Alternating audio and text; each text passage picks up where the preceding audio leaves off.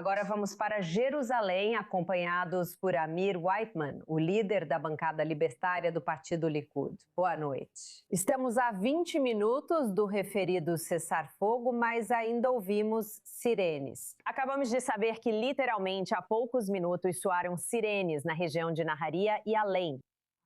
Você acha que, com Netanyahu dizendo hoje que essas conversas são uma oportunidade histórica para a paz, isso se sustenta? E é isso que ele quer dizer?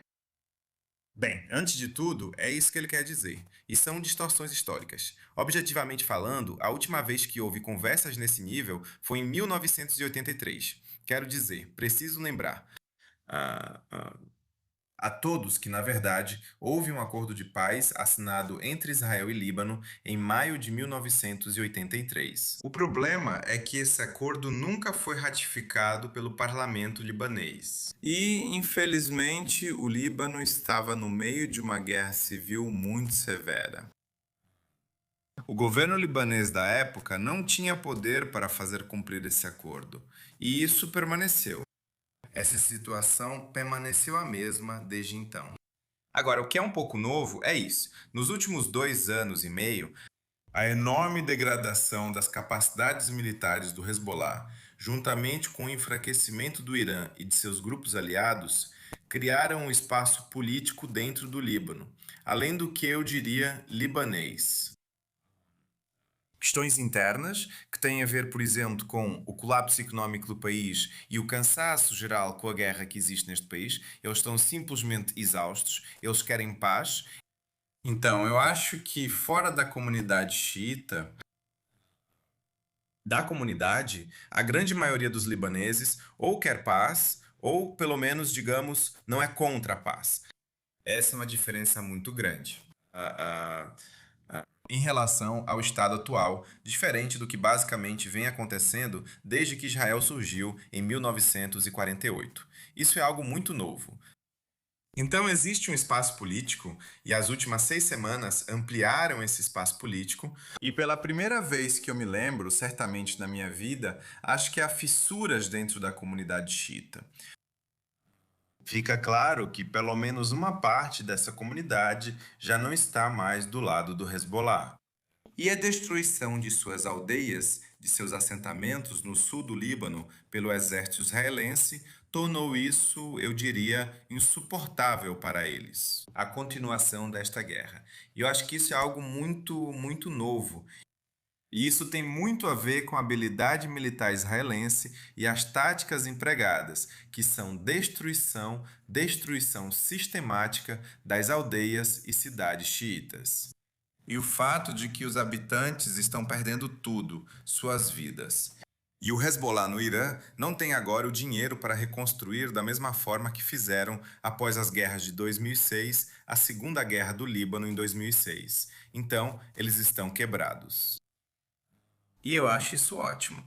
Agora, se você me perguntar, acho uma pena que o cessar-fogo aconteça agora. Acho que provavelmente poderíamos ter passado mais algumas semanas desmontando ainda mais o Hezbollah. E ainda assim, acho que Israel teve conquistas tremendas.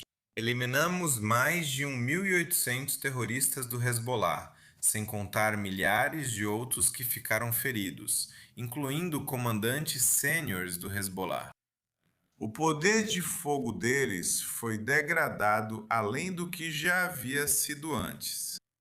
A capacidade deles de lutar também foi bastante comprometida. Quero lembrar a todos que apenas 11 ou 12 soldados israelenses foram mortos. Quero dizer, cada uma dessas mortes é, claro, um desastre para nós. É uma tragédia. E ainda assim, estamos falando de mais de 150 terroristas do Hezbollah para cada soldado israelense morto. Isso é muito. A proporção é simplesmente insana. E isso mostra que o Hezbollah não tem mais os recursos que tinha antes. Eles realmente não conseguem causar muito dano a Israel. Além disso, há apenas um punhado de civis que foram assassinados pelas armas deles, pelos ataques terroristas com foguetes deles. E, portanto, eles são fracos. Todo mundo pode ver que eles são fracos. E essa reunião que vai acontecer com o presidente do Líbano, Joseph Aoun, e o primeiro-ministro Netanyahu mostra que o povo libanês, o Estado libanês, está cansado dessa guerra e quer paz. Agora, Vai ser muito difícil alcançar a paz enquanto o regime iraniano ainda estiver lá, mas eu acho que vale a pena tentar. E além disso, pelo simples fato de que vai haver esse avanço diplomático, eu acho que o espaço político dentro do Líbano, a legitimidade de dizer em voz alta: queremos paz, estamos cansados da guerra, acho que vai crescer significativamente internamente no Líbano. E isso é muito positivo. Então, é perfeito? Não. Seria talvez melhor continuar por mais algumas semanas? Acho que sim. Ainda assim, Israel alcançou conquistas incríveis que não devemos menosprezar. Além disso, acabamos de receber informações de que no último alerta sobre o qual falamos, perto de Naharia, na verdade há 8 feridos. Então, mesmo com toda a desmontagem do Hezbollah que as FDI conseguiram fazer, sabe, claramente ainda não conseguiram. Você não pode destruir tudo. Quero dizer uma coisa, e aqui quero criticar um pouco o primeiro-ministro e praticamente todo mundo. Acho que temos que ser honestos e sinceros com o público.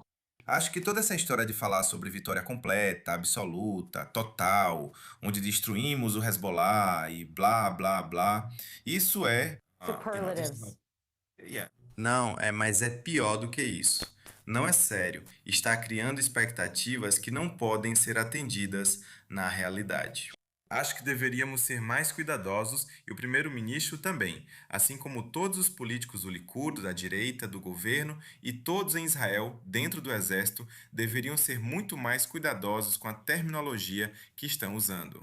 Isso não é sério e isso está prejudicando Israel, porque em vez de dizer, sabe, vamos alcançar uma vitória total e completa, esmagar o inimigo até o fim, quando sabemos que isso não é possível, porque no final das contas, o Hezbollah provavelmente ainda pode disparar, ainda tem dezenas de milhares de foguetes. E para destruir completamente a capacidade deles de disparar, provavelmente teríamos que basicamente ocupar todo o Líbano, o que não é realista.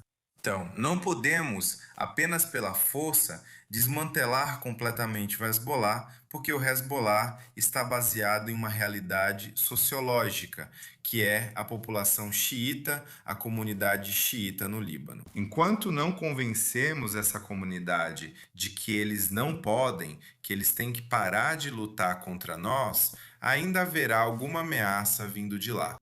Precisamos ser sinceros e dizer a verdade. Não devemos inventar e fingir que temos habilidades que não possuímos, ou que só temos a um custo que não é tolerável nem aceitável, nem para nós, nem para a comunidade internacional. E, portanto, acho que é hora de sermos sérios sobre o que podemos alcançar e o que não podemos alcançar. Mas acho que Israel alcançou um sucesso tremendo. É? Também estamos em uma posição muito melhor porque ocupamos uma zona de segurança, que agora está vazia de seus habitantes. O que significa a capacidade do Hezbollah? Como o primeiro-ministro disse, a capacidade do Hezbollah de nos atacar com armas antitanque, com invasão direta, foi essencialmente reduzida a praticamente zero. Eles ainda podem, claro, lançar foguetes Katyusha. E podemos impedir isso completamente? Não. Reduzimos muitas capacidades deles, acho que isso é praticamente o máximo que podemos fazer. E o que temos que fazer é esperar que, eventualmente, esse regime no Irã vá colapsar, o que vai levar ao colapso do Hezbollah. E, por um lado, por outro lado, se não conseguirmos uma mudança de regime no Irã, então, pelo menos, temos que continuar atingindo o Hezbollah de diferentes formas. Para chegar ao ponto em que eles estejam cedendo e a maioria da comunidade xiita queira apenas parar, quando isso ocorrer, teremos vencido. Já chegamos a esse ponto? Não. Estamos consideravelmente mais próximos de alcançar esse ponto do que estávamos há 6 semanas, certamente. Certo, muito obrigada, Amir Whiteman, líder da bancada libertária do partido Likud. Obrigada por estar conosco.